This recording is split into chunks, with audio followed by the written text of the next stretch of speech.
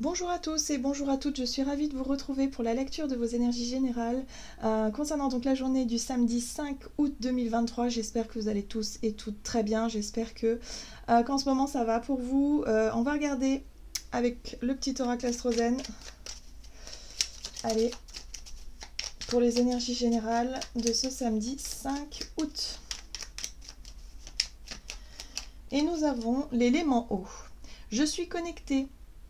Plus je suis proche de mes émotions profondes, plus je gagne en liberté et en subtilité.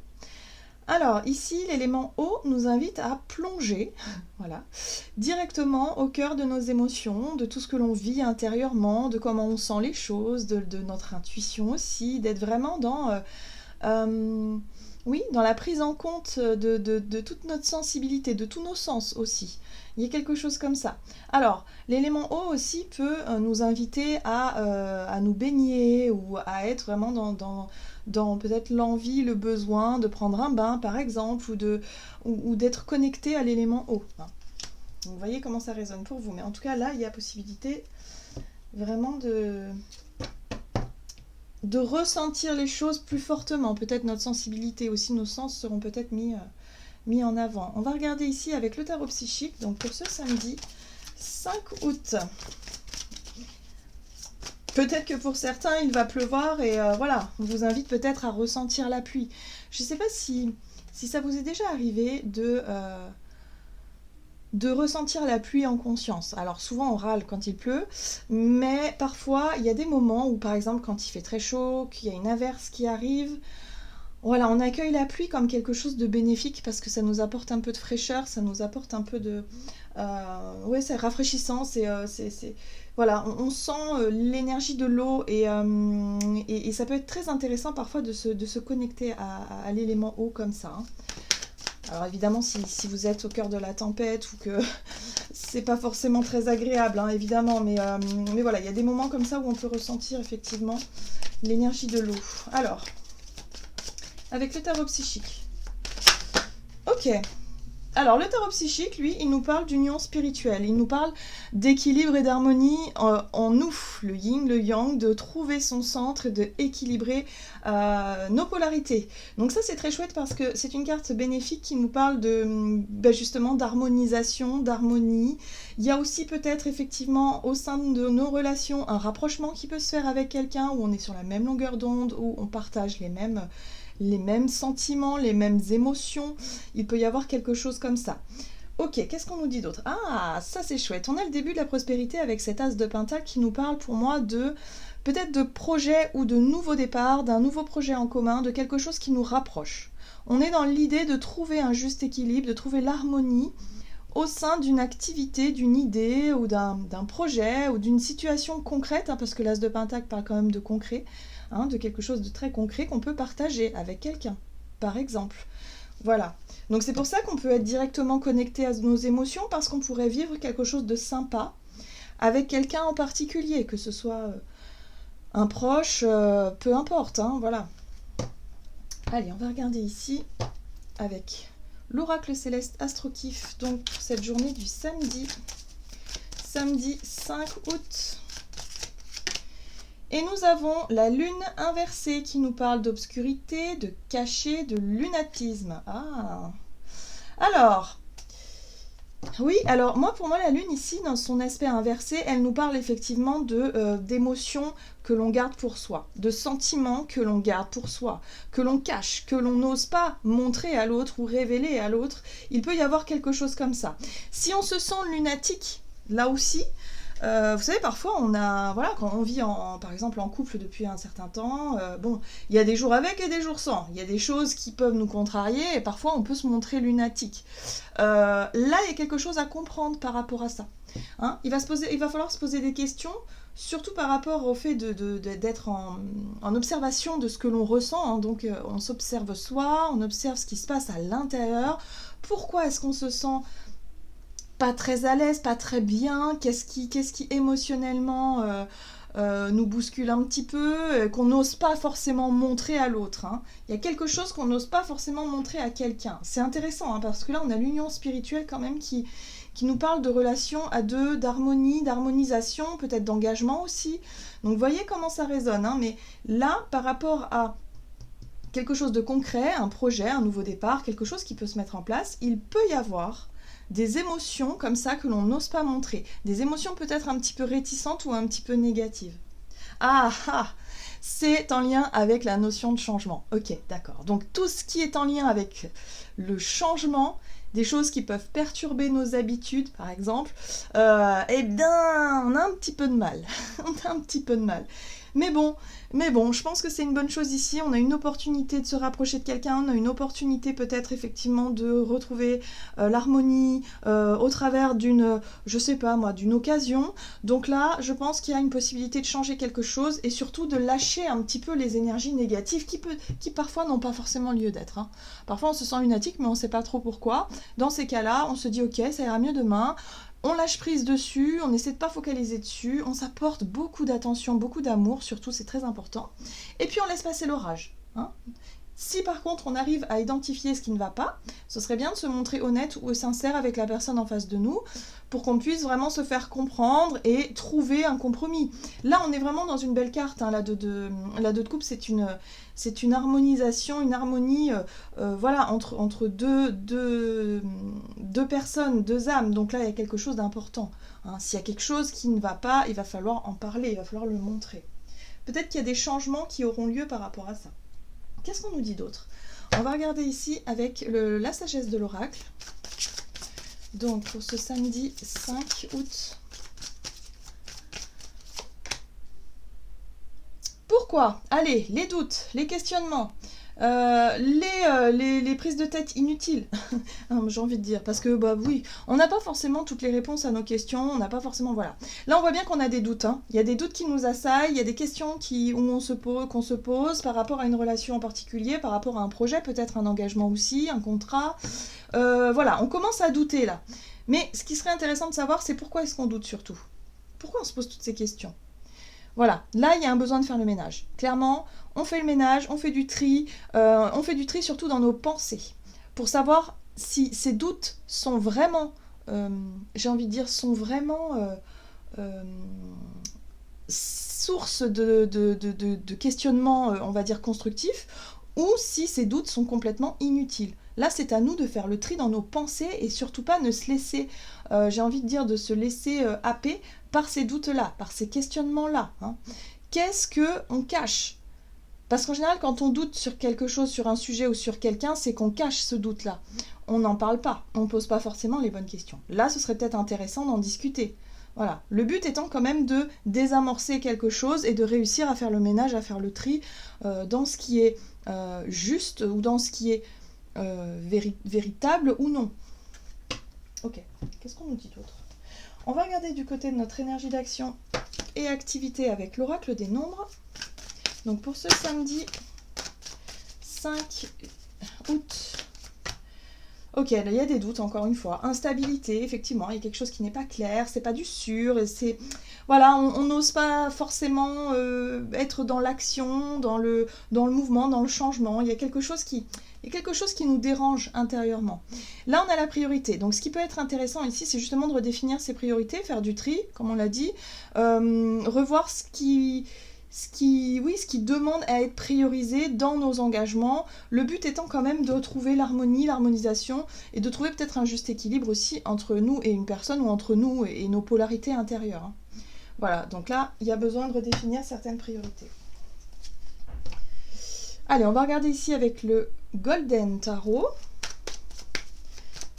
Alors, énergie d'action et activité pour ce samedi 5 août, la 10 de coupe. Très bien, c'est une très jolie carte qui nous parle de bonheur partagé, de famille peut-être aussi, ou en tout cas de personnes avec qui on a envie de vivre quelque chose.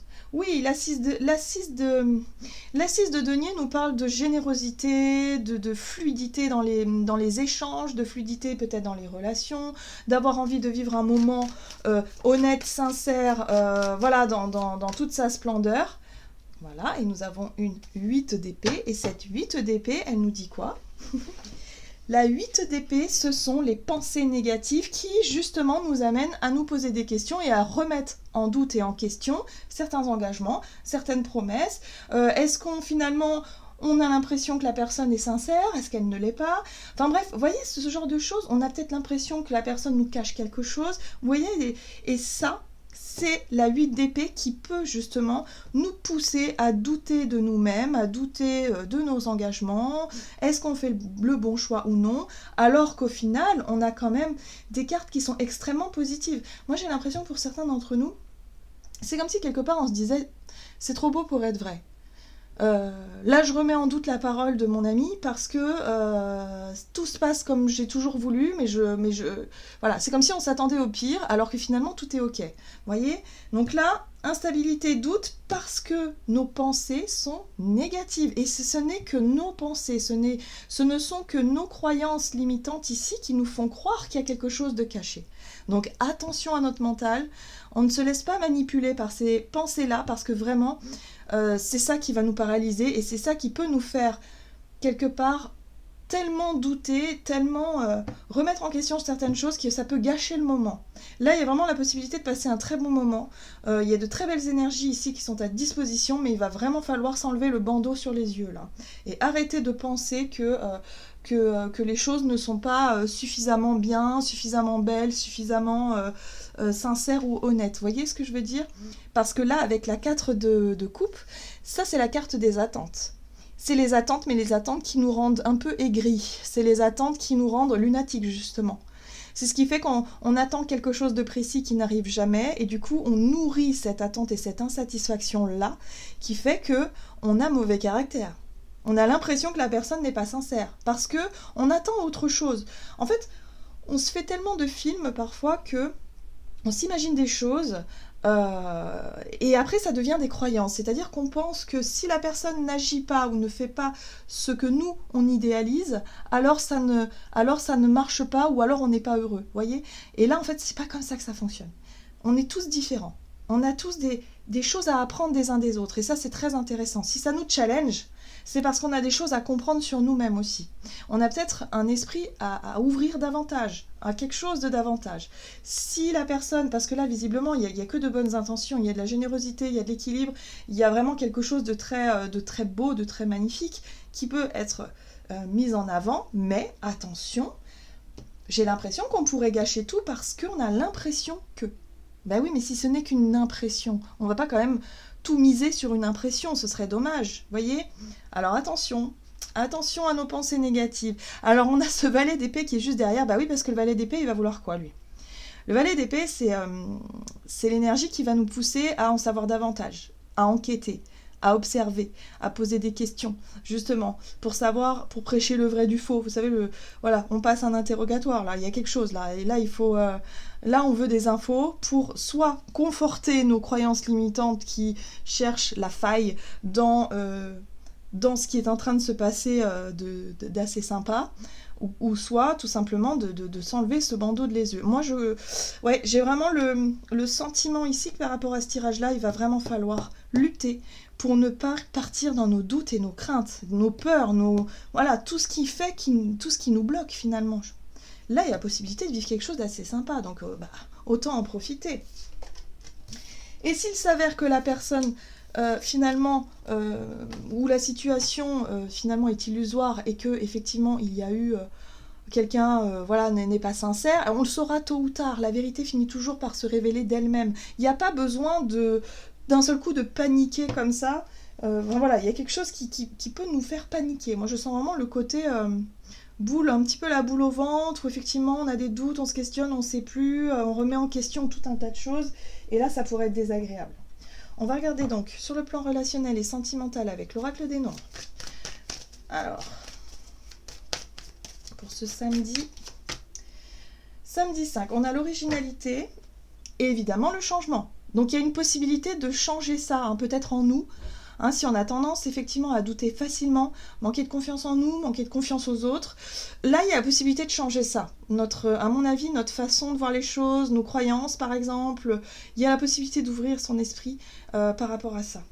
Donc l'originalité, ok, très bien. Donc l'originalité, c'est quelque chose qui nous sort de nos habitudes. C'est quelque chose qui nous paraît original. C'est quelque chose qui... Voilà, donc comme je vous disais, on n'a pas tous les mêmes visions, par exemple de l'amour, de l'amitié, on n'a pas tous les mêmes regards à ce niveau-là, pas tous le même comportement, les mêmes, je sais pas moi, les mêmes choses comme ça. Donc il va falloir faire preuve d'ouverture.